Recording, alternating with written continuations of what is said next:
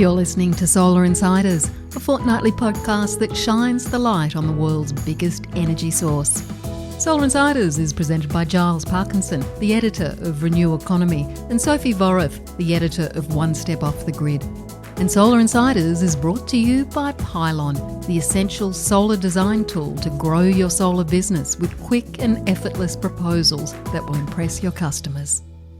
Hello and welcome to Solar Insiders. My name is Sophie Vorath. I am the editor of Renew Economy and One Step Off the Grid. And joining me today is our lead reporter, Rachel Williamson. Hello, Rachel. Hi, Sophie. How you doing? Not too bad, thank you. Feeling a little rough around the edges today. I don't know why. Could be something to do with the school term. Could also be just Thursday. Could be just Thursday, yeah. I'm not sure. You know how you just get that thing. It's been a massive week. That could be also it. It's a huge week for energy and for consumer energy in particular with the launch of the federal government's cheaper home batteries scheme. So that will be a big topic for discussion today for a bit after the interview. And for the interview this week, we are speaking to Rob Amphlett-Lewis, who is the Group Executive of Distributed Services at Ausgrid. It's always good to chat to the network people.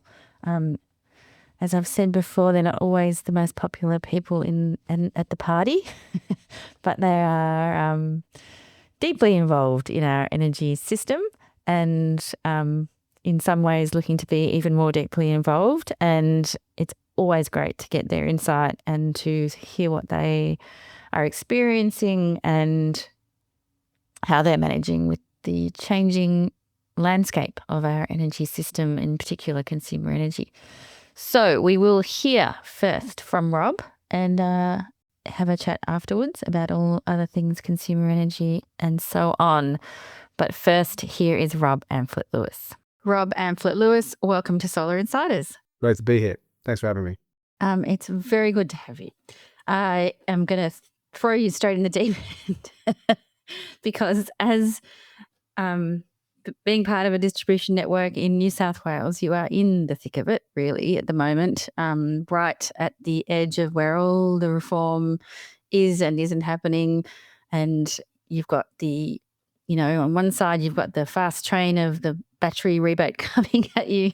On the other side, you've got all this rooftop solar on the grid and you've got changing relationships with customers, different retailers coming in offering different things. So I just thought we might start by saying, where is the grid at right now? And what are the sort of the biggest issues that you're facing? Well, I mean, that's a pretty expansive question. I think there's Yes. a lot in that. So, look, I think Yeah. I think just to start with, I don't think there's ever been a time in the energy industry where so much has been changing for the system and for the networks more broadly. I mean, we've had years of solar coming in, and that creates unique challenges. We've got a cost of living crisis, which means that customers are already struggling in many cases, and we've got lots of different reforms that are happening across the industry. Pushing at many different parts. You've got the renewable energy zones coming in. You've got the battery rebate coming at the bottom of the system. You've got networks trying to do things differently, and you've got regulatory paradigms that have sort of worked for 60 or 70 years. Sort of the way we think about the network, and certainly the sort of separation between transmission, distribution, retail being sort of relatively stable for, I'd say, probably almost 30 years now. So it's a time full of opportunity, but it's a time full of risks. And that makes it a very exciting environment to work in. There's no shortage of philosophical, economic, political, technical challenges to wrestle with if you like those sorts of things. So, what are the things that are challenging us most? I think minimum demand is something that everyone's really concerned about. That's been progressing at a rate of knots. I think customers who've invested in solar rightly thinking about solar curtailment, which is where the voltage in the network spikes to the level where the inverter trips off, or a situation where a network might or a market operator might want to turn you off to create system stability. So I think those are a couple of the big issues. But other ones are connecting renewable generation, connecting CER, connecting data centers, and the huge uplift in data centers that expected. And I think the big one that we've all been thinking about for a long time, and thankfully we've been thinking about all of these issues for quite a few years, electric vehicles. EVs and the huge amount of demand that they're going to place, and making sure that we're putting in place frameworks and commercial arrangement and pricing arrangements, which means they don't all go on when people get home from work at 6 p.m. So those are the things we're thinking about. But it's a target-rich environment for a good chat about challenges or opportunities. So I don't know. I'll let you lead me as to where you want to go first. Like shooting fish in a barrel. A little bit at the moment, it is. Yeah. Before we get too much into the weeds, I thought for the people at home, because I often make this mistake of assuming that everybody knows what a distribution network company is. But I think one of the things that I really picked up at Australian Energy Week is that, a lot of consumers are pretty mystified by how our energy system even works. So perhaps we can also start this session by you sort of explaining where Ausgrid sits in the scheme of things. People know that their bills are made up of so much of, say the network component and the retailer component, et cetera, et cetera. Might be good to just start with a bit of demystification. Yeah. Okay. And I'm going to do this in two horizons. So the way it worked in the past and the way it's going to work in the future. So to explain and also explain some of the challenges and how things are happening. So in the old world, we'd have a few very large power stations. They were generators, and they were often owned by retailers, and they generate the electrons. They go from there in very big tower-based networks of transmission towers to the transmission network, and then they go from there down in voltage to Ausgrid, and we basically take it from the very high voltage at the transmission towers down into substations, down into streets, into the kiosks, the little green sheds you see on the corners of streets, where it gets brought down in voltage again to the sort of voltage that's meaningful in your house, then goes through our wires into your house to a meter where it's metered, and then the retailer gets that data of how much energy each house is using, and then they will send you a bill, which is the sum of the parts of the cost it incurred in buying the electrons, the cost the transmission business is allocated to transmitting those electrons, the cost of the network, and then the cost of the retail function. And that's then the total of the customer's bill. So it's the retail function, the distribution, the transmission, and the generation. Now we've got fewer very big power stations, lots of wind farms. We've still got the transmission system, and then we come down to the Ausgrid distribution network. And in the distribution network, we've got millions, I think over 3.5 million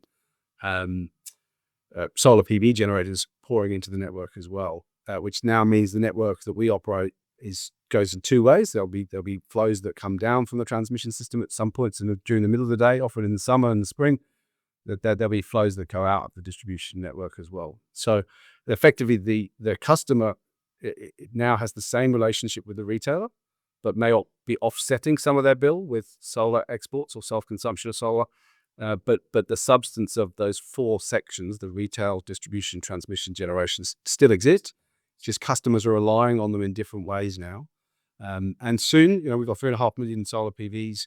Soon we're going to have many million electric vehicles as well. And soon some of those will be capable of feeding back into the grid as well, which is an opportunity. But again, complexity that our engineers have to manage through. Yeah, absolutely.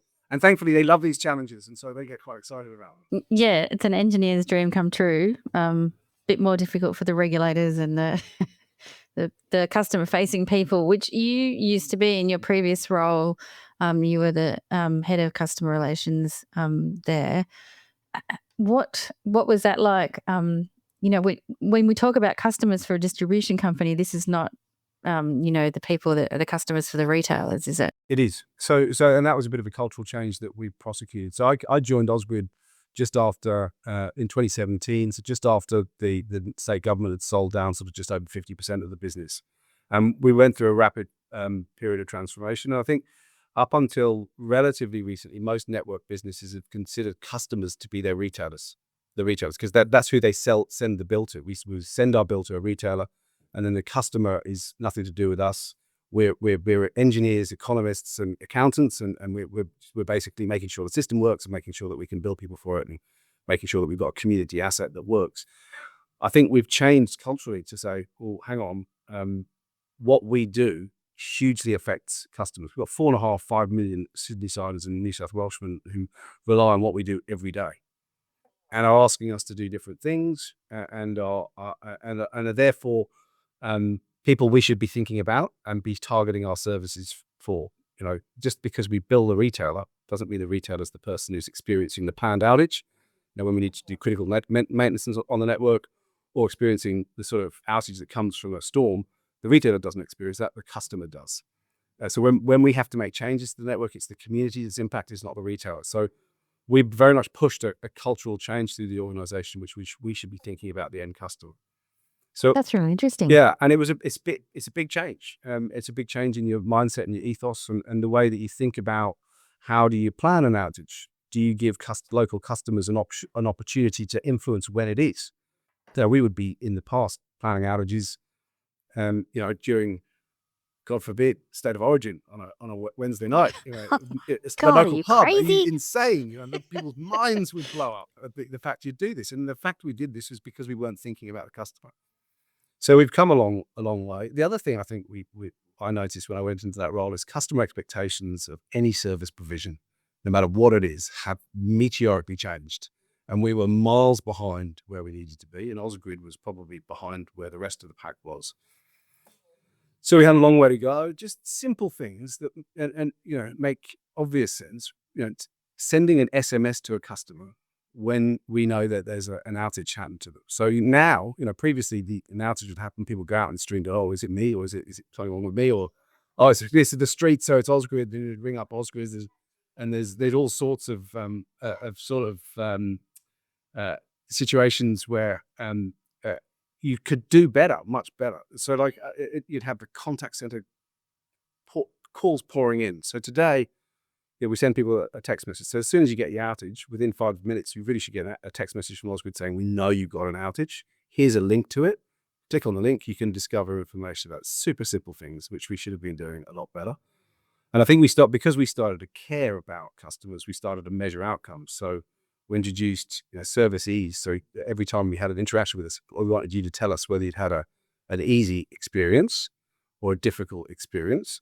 And we wanted you to tell us whether we'd resolved your issue or we hadn't resolved your issue. And a lot of the things that were annoying customers were pretty easy to fix once you realized that they were your customer. So it was a big change.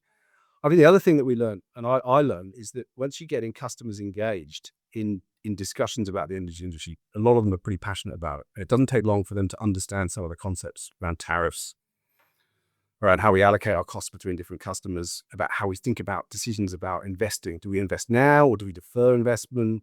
What sort of investment do we make? People really, really get involved if you invest time in them. We went through some really great customer forums where we invested time in telling them what our issues were and getting them to help us think about them. And that was fantastic. And I think the third thing that was really important for us is I don't think that we were respected or trusted by the regulators or the customers. And that meant that politicians and the community didn't listen to us. And we had a lot to say, and we have a lot to offer. And we talk about the missing middle. When we talk about the transition, we're doing all this stuff at the top end of town. And we're doing all of this stuff behind the meter. When I say behind the meter, in the customer's premise. But there's a lot that can be done in the network. And I don't think we had the credibility or the respect or the trust to be listened to. And so we spent a lot of time building that respect and trust and reputation. I think now we're in a much better position to engage in discussions publicly about reforms and things that we think we need to see change that will allow a better outcome for customers. And that's better for us because we get heard. And I think it's better for the community because, our voice is, it's a third of the energy industry. And we've got lots of engineers and economists and people who know what they're doing. So let's harness that and get that into the debate. And we won't have all the answers.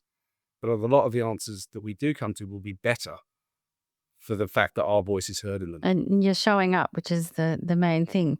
And one of the areas where you're really intrinsically linked with consumers and where I think the decisions are really important are on tariffs, because the tariff design kind of is set at the distribution level a lot of the time. We set our tariffs to retailers. When I say that, yes, I think you set your tariffs and then the retailers do what they will with it, which is a whole nother story. Yeah, and they can follow them or they can't. And there's a lot of history there. And I think in some ways, if I'm honest with you, I think we ended up being a foot in two camps here, and probably ended up with an answer that was probably suboptimal.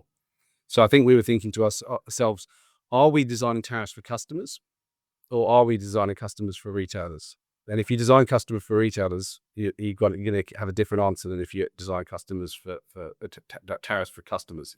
So I think I've got that the right way around. But if you design for retailers, you get a different answer than if you design for customers in terms of tariffs. And I think that's been a challenge for us, because we've typically been in discussion with customers about our tariffs. And actually what we should be doing is saying to retailers, these are the costs we incur. We want to pass these signals on to you. And then you've got to package that up and offer it to a customer in a way that makes sense. And I think we're going to go down two paths in tariffs. We're going to have a path of tariffs with people that don't have customer flexibility, don't have EVs, don't have load that they can decide when to consume, can shift easily. And then you're going to have tariffs for people who want a very simple life, and they want the risks and the issues managed for them. And so I think that's where we're going to go. And we've been thinking about that a lot. We've got our Project Edith, which is probably the most forward-looking and innovative tariff program anywhere in the world. And I'd probably say the galaxy, because probably aren't any other tariffs in any of the other planets, but it's the most forward-looking tariff plan in the galaxy. That's the one you've been doing with Reposit. And now we've extended that. It's now available to many retailers. So we've had a number of retailers sign up, and we've got well over 1,000 customers on them now. And they send very specific, sharp price signals, either rewards or costs for either charging or discharging, for lowering or increasing your load. And we're seeing that smart aggregators will co-optimize how an asset like a battery responds to wholesale market prices and network prices in a way that slowly turns our network into something that's organic, that it will breathe. If it will breathe out when there's too much energy in the network, and it will breathe in when it needs to. So you effectively becoming a flexible network, and we need lots of storage around the network to be able to make that happen. And that's what Edith will do. And then I think we're having a bigger debate about what the tariffs for the sort of mass market customer that doesn't have those sort of flexibility assets. I think that's a different conversation. But we have to take two paths. Yeah. Yeah, absolutely. I mean, that was another theme that really came out at Australia Energy Week, was that, in a lot of senses, we're not quite there yet with that technology, with the third-party aggregator technology, insofar as that customers can be completely hands-off and completely trust that, I can just forget about this and it's going to do the best thing for me, for my very specific circumstances and energy consumption patterns and everything like that. And then on the other hand too, it's all still a bit too complex and murky for people to have that trust, especially if it involves stumping up for things like batteries and solar first, then having the faith to hand that over, that control over, is another sort of leap.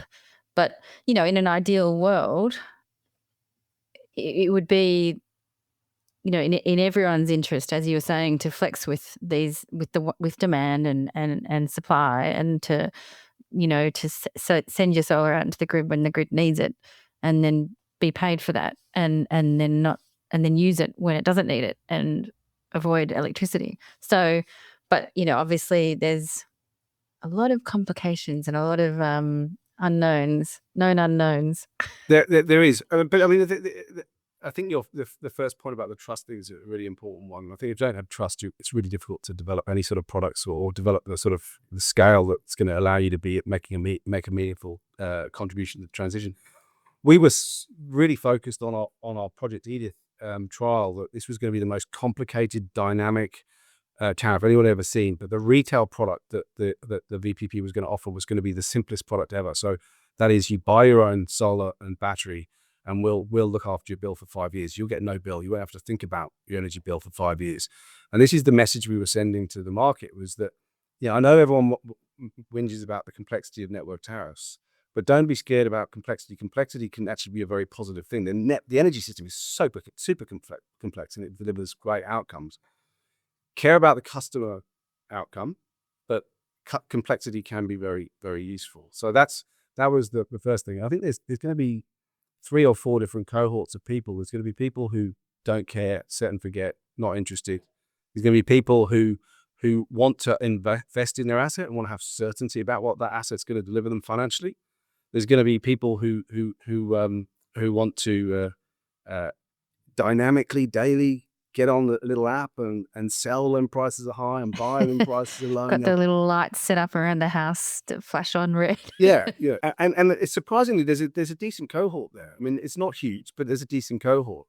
And I think then there are others who just want to be first mover adopters, and they're going to have the EV, and they're going to have a lot of assets, and there'll be products available to all of these people, depending on and whether you want to take ownership of doing it yourself, whether you want to ignore it, whether you want to let someone else do it, or you want to just switch off. We've got to have an energy system that provides an outcome for every one of you.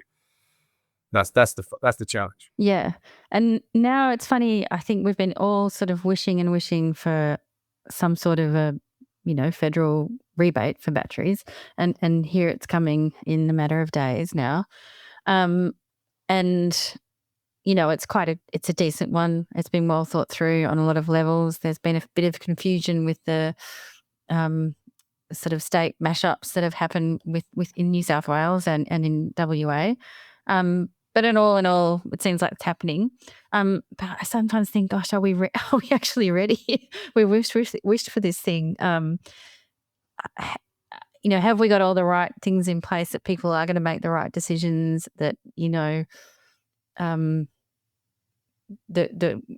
people will be ready to join VPPs. That people will be, ready to embrace all of the things that come along with having a solar and a battery system.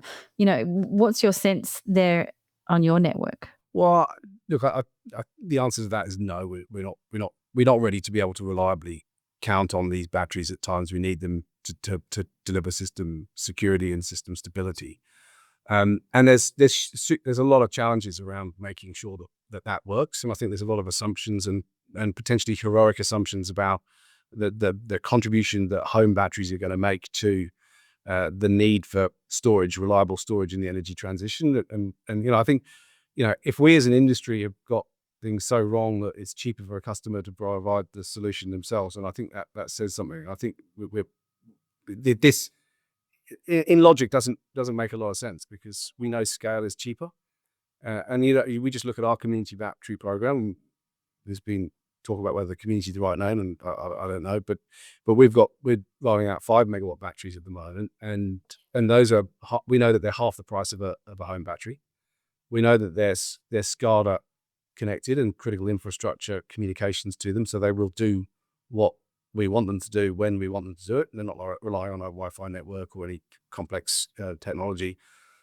So that we know that they'll do what we need them to do for the network, and they'll do what they need to do for the wholesale market, and they'll be effective in doing it. And there won't be someone at the other end who's cranky because there's only 10% left in the battery. Spot on. And Spot on. And we also know they're more equitable, because frankly, to even with the subsidy, you've got to own your own home. You've probably got to have solar already, so you already got a relatively low bill compared to people who are poorer who can't afford solar or don't own their own home. And so if with our community batteries, they're half the price. They're going to do what you think they're going to do. They're going to be there to support the system and support more renewables in, and they're more accessible. They're cheaper and they're cheaper, more effective, and more accessible, more equitable. And I think we've already seen, and you mentioned it yourself, after some of the outages in Victoria, what is revealed, and quite logically so, is that when someone puts a home battery in, they expect that battery to support them through an outage. And that's really the main benefit of these batteries, because they will do that. You can't guarantee they're going to be there to support, solar fluctuations or wind fluctuations or times of surfeit or too little energy. So, for me, that sort of approach where we've seen people remove their batteries from VPPs because they're annoyed that they're empty by the time that the outage happens is a real risk to all of the behind the meter batteries. And I wonder whether we're going to get the value out of them. And I think that was, in many ways why this sort of shared battery model, where individuals can sign up and get a virtual partition, and they're getting the financial savings, but that battery's working for the transition. Whereas at home, individuals are making the upfront capital, they're getting bigger savings, but you don't know that battery's working for the transition. It may well be that a lot of the subsidies we give to home batteries end up being, blackout support for the wealthier in the community. So that's our concern, and that's why we've offered the counter model of the sort of community level asset. But we know we need storage everywhere in the network and everywhere in the system. So we're never going to complain about there being storage, and we as a network are committed to being, as battery friendly and as supportive for CER, whether that be EV, solar PV, or batteries, as we possibly can be. We want customers to be able to engage with the system in a way that they want to, but we're also going to play our role and demonstrate that there are other models that we think are more accessible, fairer, cheaper, and more effective. When you say cheaper, do you mean just the actual, like just to get the battery and install it, that's cheaper? Or we're talking, across the sort of levelized cost of energy services and that kind of thing? Well, on a per kilowatt hour basis deployed, we're just under half the price of just over half the price of a home battery. So just the capital deployment cost. And then if you get into a levelized cost of energy, you sort of need to accommodate for the times that it's going to operate and the value that it's going to create when it is operating. And I'd argue that the batteries that we deploy will be operating at a time when they'll definitely be charging when the prices are lowest, and they'll definitely be discharging when prices are highest. And effectively, that's what we want to be doing. We want to be reducing the peak and lifting the floor. And the more we can do that, the cheaper the transition is going to be for everyone. So that's the goal. And I think I'd argue that the sort of the system operated ones are going to be better than the customer operated ones.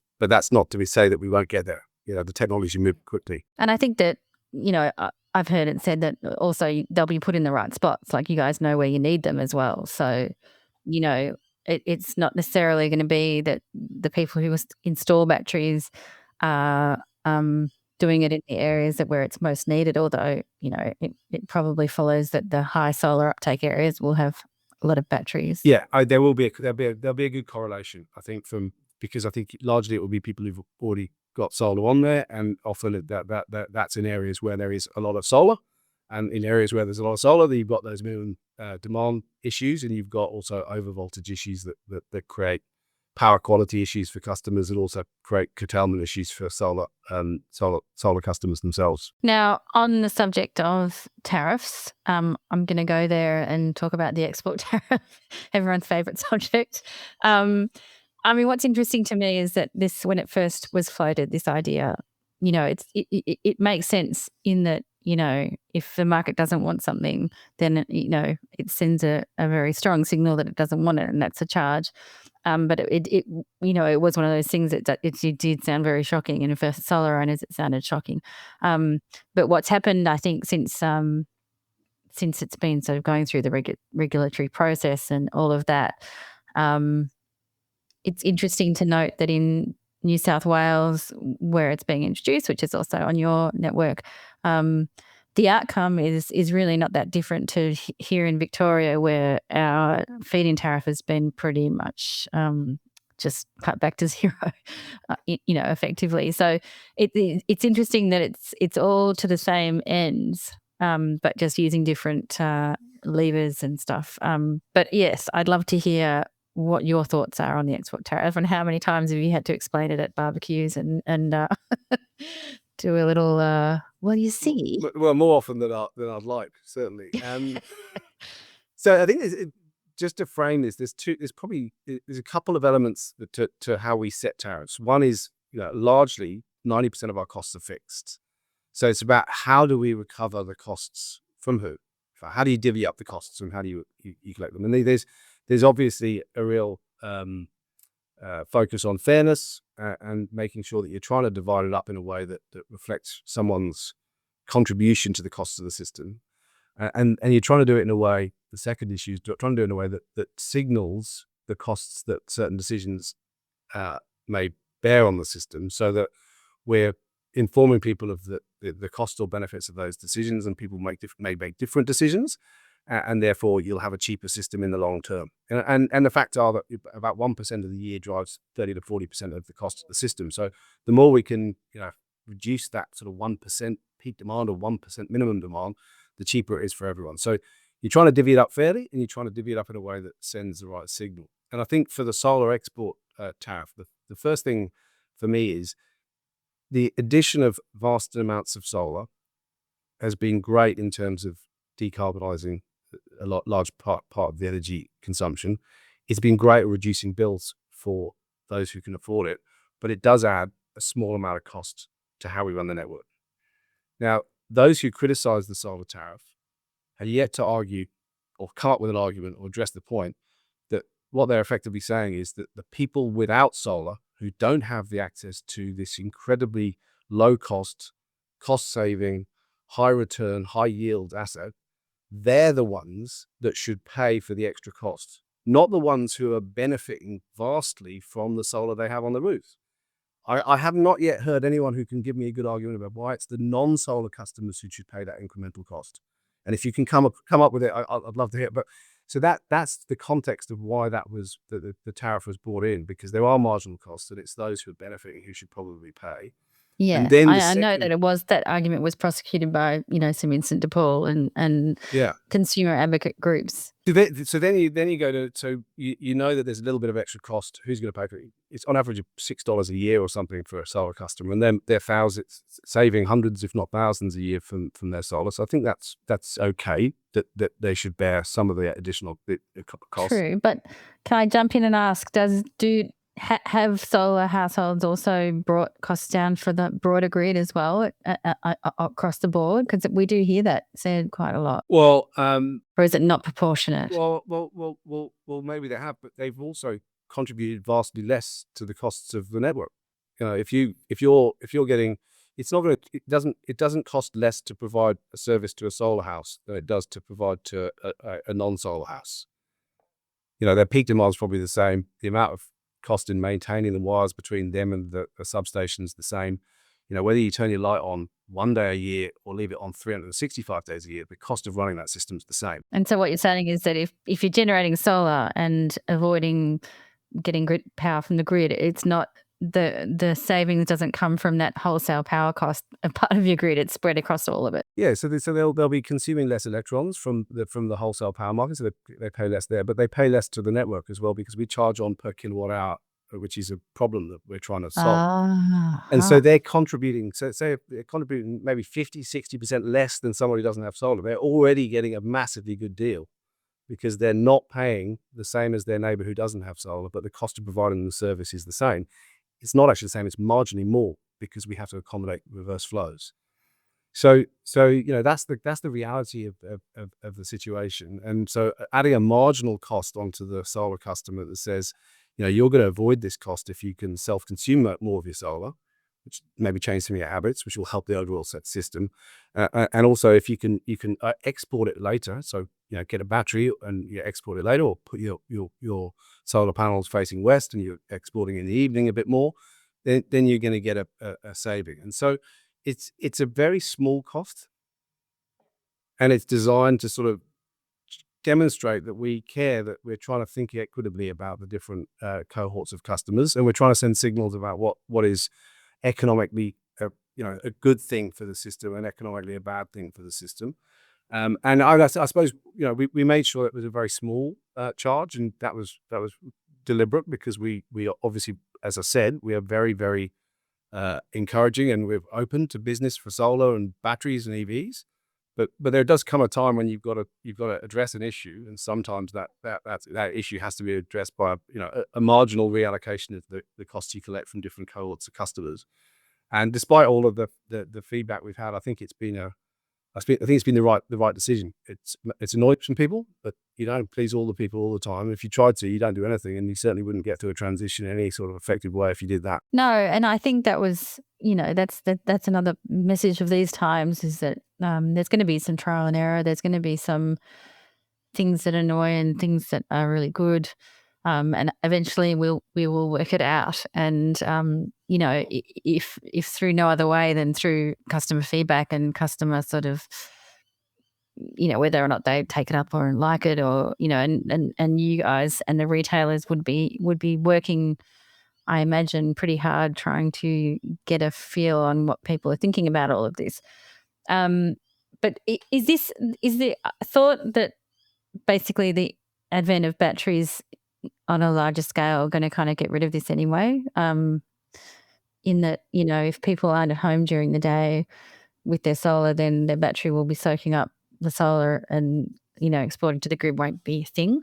Or is that still a long way off? I think that's a long way away. I mean, you know, most people have a solar. You know, if you got a 10 kilowatt solar system and it's generating 10 kilowatts per hour, you know, 2 hours of that will fill a 20 kilowatt hour battery, and that's maybe from 10 till midday, and then the rest goes to the grid. So unless you're going to be investing in vast batteries behind the meter, what you'll see and what we see at the moment, and it's not helpful, is that a home battery without right price signals will soak up energy between 10 and 12 when there isn't minimum demand. There's not problems in the grid. You don't really want it to do that.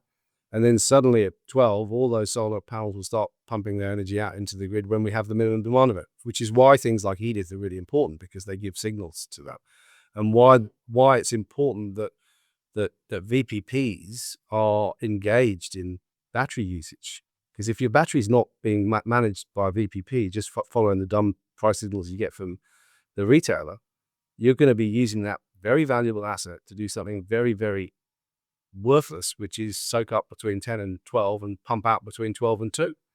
So that's the thing that we worry about with home batteries, that without a VPP and without very sharp and targeted price signals, those batteries won't do anything that's very helpful for the transition. And we need to create an environment where VPPs can be successful and drive economic value and provide a service to their customers as a result of economic signals which help the transition. Because that's effectively, you know, these subsidies are there to help the transition. They're not there to create a lower demand between lower demand between 10 and 12. They're there to sort of support the transmission of support the system in a much more intermittent environment. And to that end, do you think that the way that the New South Wales government and the federal government have mushed these the two battery rebate schemes together is good, making the sort of the carrot that they're dangling for the VPP bigger? Well, I think I probably put my position pretty clear on that. I think if it's not a part of a VPP, it's very unlikely it's going to be helpful for the energy transition, and that's what the subsidy is designed to help. And so, therefore, I encourage the sort of the subsidy for the VPP. You know, from my perspective, the more that we're joined up, the better. And I think we've seen a lot of fragmentation in policy and in approach from different state governments and federal, and that makes the energy landscape even more complicated in a time of pretty rapid technology change. So the more we're joined up, the better.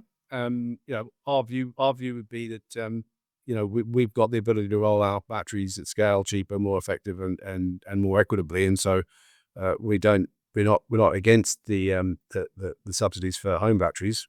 We'd prefer a level playing field where we could do that same sort of thing with the bigger batteries to address the market of customers that don't have the home ownership or the financial wherewithal to invest in their own battery. And I don't know how much across the EV side of the business and planning you are, but that's going to be a whole nother kettle of fish. And there is this brewing sort of debate about curbside charges and who should be in charge of them and all of that kind of thing. Where does Ausgrid stand on that at the moment? And is it just, you know, a work in progress, or, you know, has this been something that you guys have been thinking about for years and years? We've been thinking about this for years and years. We do very little other than think about the energy system and what we can do to support the transition. So no surprise, we've been thinking about this quite a bit. You know, like the thing that I worry about is this two-speed transition.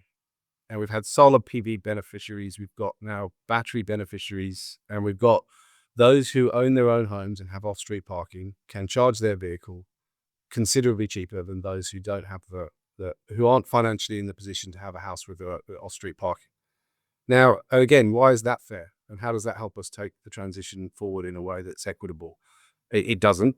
So I think we've been very much. I don't have off-street parking, so I'm afraid I'm with you on that one. Yeah. So then how do we get a situation where an individual can park on their own street and charge their car from a power pole or from the curbside and charge that back to their home at the same price as their home energy? That's what's fair. That's a fair system.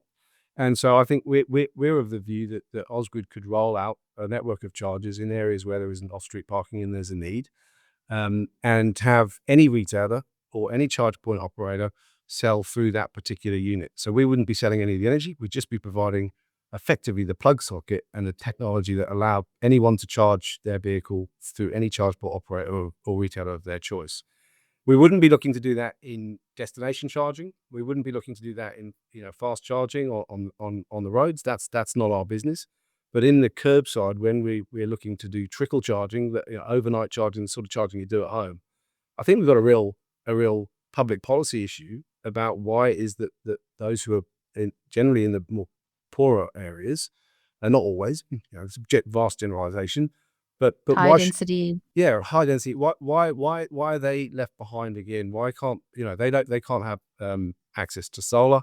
They can't have access to a home battery grant, and then now they've got to charge their vehicle at a higher price than otherwise as a result of us not being able to roll that out. And people are really, really annoyed, quite rightly, about the fact that when you go to an electric vehicle charger curbside, whether it's working or not is a bit of a lottery. Now, we run the street lights around Sydney, and when a street light fails, we've got very strict contractual obligations about how quickly we go and replace that, or how quickly we fix it. Why wouldn't we have the same model for EV charging? Why wouldn't we make it equitable and effective and reliable, so that people, when they do come to their next electric vehicle, when they do come to the next vehicle purchase, they've got the confidence to make it an electric vehicle. And the more electric vehicles we get onto the system, the more the network utilization rises, the more electrons are being consumed, the lower the average cost per electron. So our estimation is by 2030, maybe 2032, that the extra load on our network will reduce power prices to the average cost per customer by $18. Now, if we were to roll out a network of EV chargers, that costs us $1.60. So that's effectively a $1.60 bet to ensure that load comes to reduce costs for everyone. So that's why we're having the debate with the regulator. We're not allowed to do that at the moment. Ring fencing precludes us from doing it. And we are 100% compliant with ring fencing, but we're also proud enough and confident enough and open enough to stand up and say, hang on, I think there's something we could do differently and better now.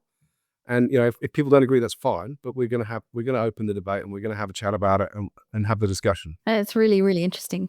I'm going to wrap it up because I can see that I'm becoming darker and darker here in my studio in Melbourne because the sun is literally going down. But I like to always finish on a bit of a personal note. And if you don't want to answer these questions, we can cleverly edit it out.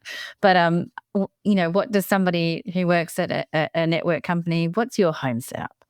Do you have an EV? Do you have solar? I do have a solar, and I have solar and a battery, and I'm on the original deal with Edith. So it annoys me a little bit because I'm one of the nerds who love to get engaged in the system, but I've set myself up with the super dumb model where I buy the solar and battery and someone else deals with it for me because I wanted to have the customer experience, but Edith was going to have. So now I look at my battery and I go, it's not a toy. I want to play with my toy, but I'm not allowed to. So that's my setup. And look, next time. Yeah, next time I'll do it differently. Yeah, you can set up a big control room. All right. Well, Rob, it's been fantastic talking to you, and it's always great to hear from all of the different segments of our energy, our very, very interesting energy system, ecosystem. So, and to just, to hear what's going on at every part. So thank you so much for your time. Absolute pleasure. Great to be with you, and look forward to talking again sometime soon. That was Rob Amphlett-Lewis from Ausgrid. So a lot of interesting things to say, some opinions that are bound to be unpopular, including at the very end there on the role of distribution networks in curbside charging, Rachel. You have written about this. Yeah, that one is going to be extremely contentious. It already is. Um, I can see why they want to get into it. It feels on the face of it extremely logical to have the owner of the poles and wires put something on the poles and wires that the public can then use. But, private charging companies are also making extremely good points that the people who are going to be paying for this are everyone, not just EV owners. And the networks and the distribution companies are saying, well, there's market failure here. That's the words that a couple of other distributors are using. It's a market failure here because there's not enough chargers. But the charging companies will say, we haven't had enough time. And this is not the way to fix it. Yeah, we haven't had enough time based on the number of people who actually need to use these things. And look, I think Rob kind of pitched it as an equity issue as well, because, in a similar way to the way the conversation we've been having about rooftop solar, where not everyone can get it. Some people haven't been able to afford it. Others just logistically can't. Renters, apartment dwellers, etc. The same goes for EV drivers. His argument was, well, why should the people who've got off-street parking and can afford that be the ones who can cheaply charge their EVs overnight, and then everyone else has to basically use fast chargers or find super creative ways of charging their EV. And he has a point there. And, I guess, and look, he did say, he's fully aware not everyone agrees, but it's time to have the discussion, which they are doing, and they're hearing all the arguments. But yeah, it's quite heated, and I love that we're having all these discussions now, because they need to be had. And it doesn't mean that there's right and wrong and whatever, but it's really important to hear all of the sides of the story, I guess, and because it's a huge change. I found it really interesting, the City Power, the CPU argument. This is here in Melbourne. And, they are jumping in as well. But the argument that they put to me that it boiled down to was that they want to handle everything down to and above the consumer relationship, and then other companies will handle the consumer relationships. They don't want to deal with the consumer facing that stuff, like why isn't my app working, all that sort of thing. But what they said is, we want to do this trial in order to get the technology functioning that will allow us to manage these charges, these curbside charges, and be able to ramp the supply to those up and down as we need it to. So I thought that was very interesting. And if they are just doing it to effectively build software that can control them, and that can eventually be used for private charges as well, I'm like, that's really, really important. But if it turns out that they want to add another monopoly sort of sector to their business, well, like, that's potentially that's a whole nother question entirely, which I don't think is being well answered in the current debates that are happening right now. Yeah, and I do think that there's all sorts of waivers going on to the ring fencing rules at the moment, just to allow these pilots and that kind of thing. But I do think that the ring fencing rules also need to be addressed, and also, there's a whole suite of regulatory things that need to be probably reassessed, because it just isn't the way it used to be. Now, we should move on to the subject. It would be absolutely crazy if we did not mention home batteries this week, considering it was the big, enormous event of the year, of the decade, and the launch of the federal cheaper home battery scheme. It sent everyone a little bit crazy. I think we had a staged wedding over it, which was something else. But I have never seen a press release like that before. no, and that's saying something, because press releases, But yeah, it was. Look, I think it reflects because that was put out by Solar Citizens, and we referred to it on a Renew Economy article, but they had a bit of fun with it, and I think it reflects the fact that a lot of hard work has gone into this, a lot of lobbying. Everyone is a bit sort of exhausted. I think it's like when you finish a buddy PhD or something, you go a bit crazy. So yes, everyone's very, very excited. We're hearing stories of enormous demand. The Clean Energy Regulator put out a very sort of somber, serious notice saying everyone be prepared for things to maybe be a bit clunky and slow, and we're just rolling this out. So let's see how we go. But the demand is expected to be huge. I think I saw one supplier or battery retailer installer saying that they've already installed 2 megawatts, which is, that, and I think that was on day. Of home batteries. So I think yeah. Wow. So this would have been systems that they installed when after the rebate was announced, and then did that tricky thing of not actually switching it on. So a lot of the stuff would have been done, all of the roughing in and everything, and it was just a matter of switching it on and getting that certificate, which is what you need for the. And I'm glossing over a few things, I'm sure here. Nobody do what I'm saying. Talk to the professionals. But yes, it's a really exciting time. It's going to be so fascinating to see how it goes, how it rolls out, what problems crop up, because that's bound to happen too. There's been some very stern statements from regulators in various states saying we're watching the industry, we're watching what you're doing. Don't be lying to consumers or overselling and under-delivering. So yeah, it's going to be very, very interesting, and we'll really try and keep tabs on that. I think we're going to talk to the Clean Energy Council next week, the Con Hrista Delise, who I've spoken to before, just to get a bit of a 1 week in kind of update. But yeah, it's pretty exciting. Do you know anyone who's put one in? I don't know anyone who's put a battery in. I have friends who bought a house with a battery already installed, and they sort of were like, this is great. We never pay power bills. Yeah. This when house, was that? This was probably about 2 to 3 years ago, and this house is fully set up with battery and solar. They don't touch it. They don't have anything to do with it, and it just seems to work fine. So That's fantastic. yeah, I'm perpetually shocked by the number of places that don't have at least the one. But yeah, I'll be interested to see. If many people I know actually do this, because I just don't know that many people who seem to be that interested, which surprises me. Yeah, it does. It surprises me too. I have a very close friend and neighbour who's just getting an EV all of a sudden. I think when we were discussing it, she called me a hippie a few months ago, and now she's got one. And but she doesn't have solar, and I'm sort of thinking, I don't know why you do one without the other.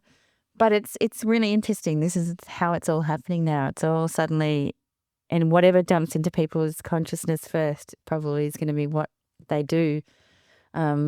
But yes, really, if the UK is about to introduce legislation that all new houses have to have rooftop solar, it's astonishing to me that Australia wouldn't do the same.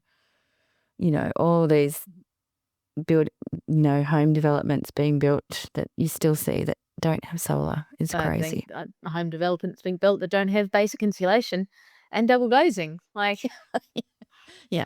So I suppose we should really start with the basics. There's a few issues in Australia's construction industry that could be one or two fixed. One or two, and it leads to all people who come here from other countries that are very traditionally very cold, like snow cold, saying that they've never been colder in their life than it is Australia. I was talking to someone the other day who said, and it's really expensive and hard to get single glazing in certain countries in Europe because the manufacturing systems are not set up for that there. It's set up for double and triple glazing. And it's the reverse here, but it doesn't need to be. No, and we got double glazing and it's been fantastic. But I'm so jealous. I feel like we got a bit, I don't know, like it wasn't early or anything, but it's 10 years ago now, more. And some of them have failed. So they've got that foggy, it's very annoying. And a lot of them failed before the manufacturer warranty was over, but a lot of them have failed after that. And yeah, so hopefully they're better than that now, or I maybe just used a terrible supplier. Who knows? But it's not cheap, but it's so worth it. What else do we have to discuss this week? Oh, tariffs. So that was another thing that we talked about with Rob, because that's been a big issue in New South Wales. The solar export tariff has come in as of July, so that's I don't know. I guess it's still very controversial, but they have a way of speaking about it. It makes you go, oh yeah, and then later on you're like, wait, no. But it speaks volumes that they're the only one doing it. Endeavour's doing it too, but in a different sort of way. And with, I think, a few more opt-out provisions or opt-in provisions. I have written about this, but I can't even remember what I said. And Victoria's not doing it, I think. There's one. No, I think there's one distributor in Victoria that is doing it. I thought it was I'm pretty sure Lily D'Ambrosio came out and said, absolutely not. We will not be having that here. I don't know whether it's that must have been after the distributor I looked at, because CPU said they weren't going to do it. The other one said that they weren't going to do it. The other one in Melbourne, and there was one in Melbourne that said, yeah, we're going to try this. But maybe she came out afterwards and said, yeah, no, you're not doing this. We've definitely got the time of use and the different time varying tariffs, which can be pretty, they go to zero during the middle of the day, but there's no charge, I don't think, for exporting solar. But yeah, it's another controversial subject, and prices, again, like that's another thing people have pointed out. At the same time as the battery rebates come in, a whole lot of prices have gone up for people. I believe you were saying you have had a price rise too. And then got it put straight back down to the original rates that were on the start of last month. They just put you on a different plan without any This happens consultation all the time. Well, it happens once a year. They put the rates up. We call them and say, put us back down. And they say, oh, very sorry. Yes, let's put you back down. But for us, they were able to put us up without any kind of paperwork.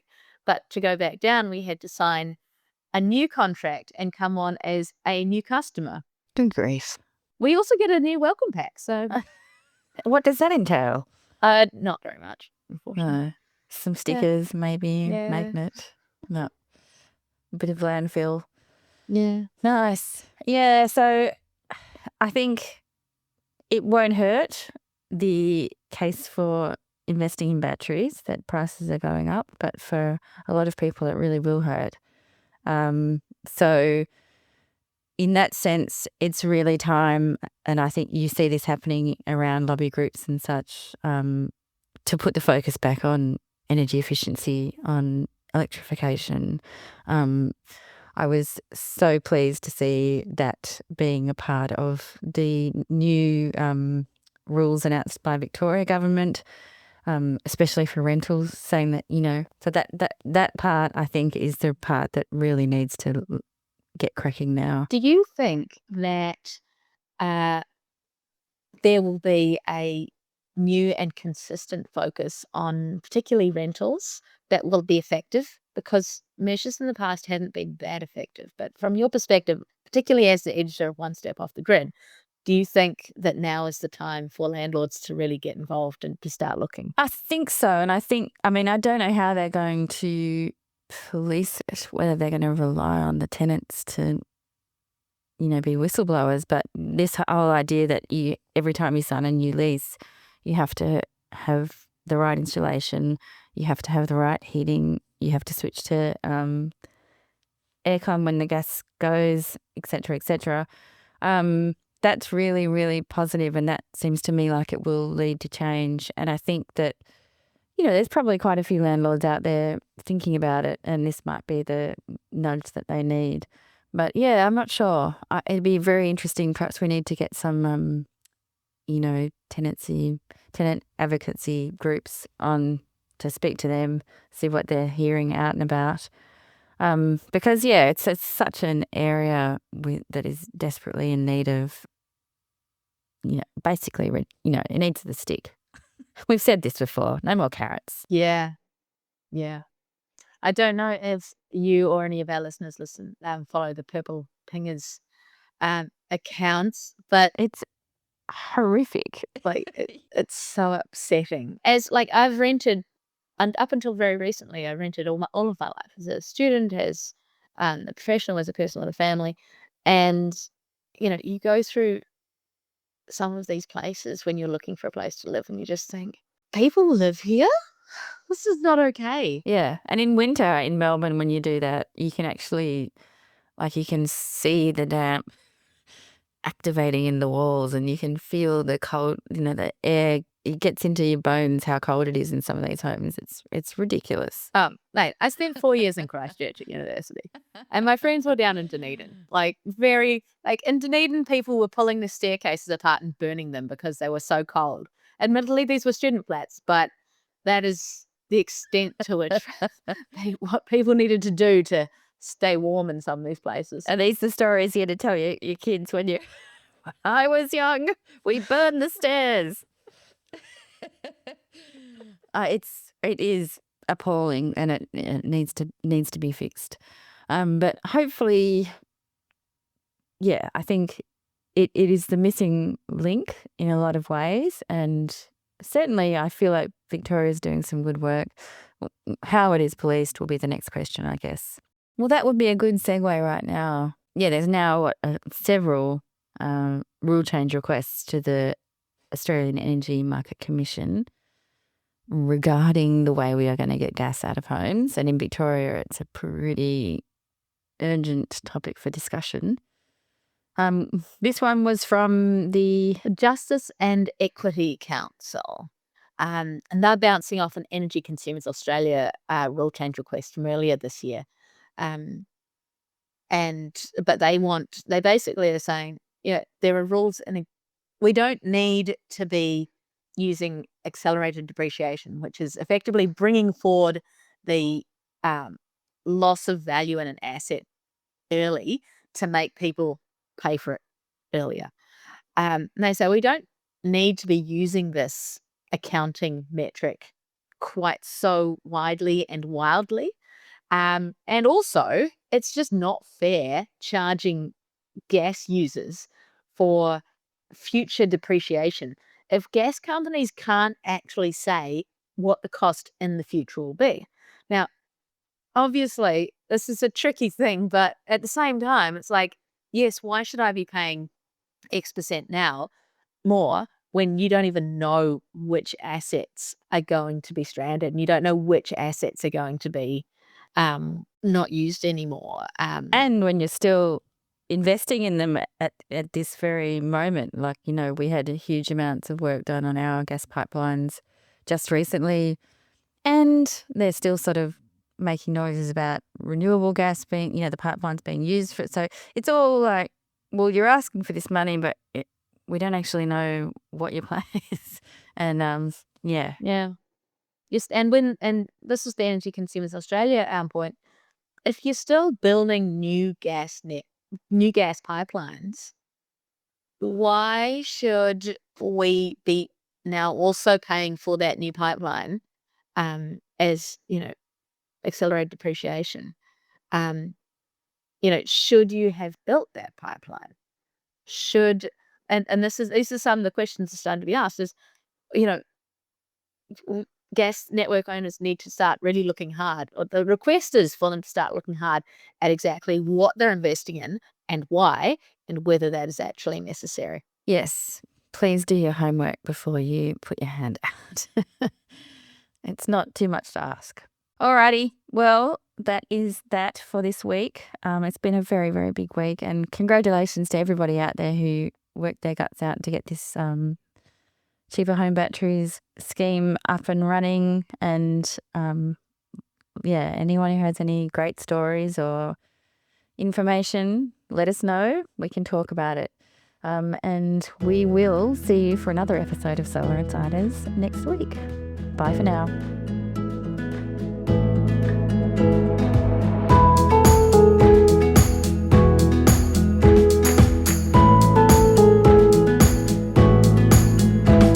Solar Insiders was brought to you by Pylon. Pylon provides easy-to-use solar design software for solar installers and retailers with pay-as-you-go pricing, no monthly costs and no lock-in contracts. Join Australia's top solar companies who trust Pylon to design high-resolution, CEC-ready solar proposals.